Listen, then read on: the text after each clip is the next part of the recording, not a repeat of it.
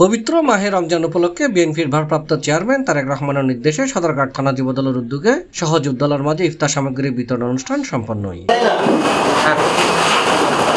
March 22 তারিখ শনিবার বিকালে এই ইফতার সামগ্রী বিতরণ অনুষ্ঠান অনুষ্ঠিত হয়।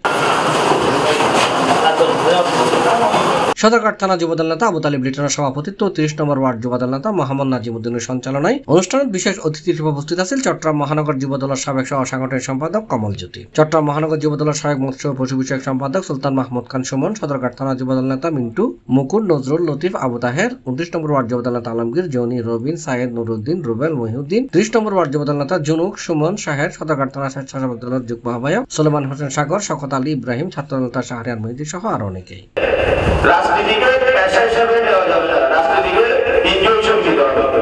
অনেকে দেখে রাজনীতি লেভেলের চাঁদাবাজি, টেন্ডারবাজি এগুলো করার জন্য আগে প্ল্যানিং করে গেছে, আমি এটা করবো ওটা করবে, এটা যেন না হয়।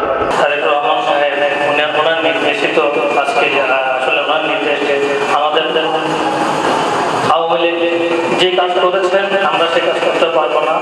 আমরা সাধারণ মানুষের মনোযোগ পৌঁছাইতে হবে, সাধারণ মানুষের কাছে কাতারে দাঁড়াতে হবে।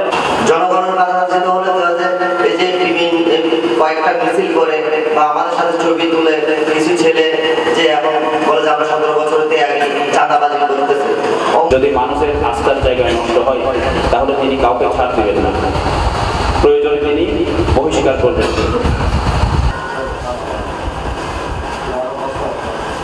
C+ TV, Chittagong.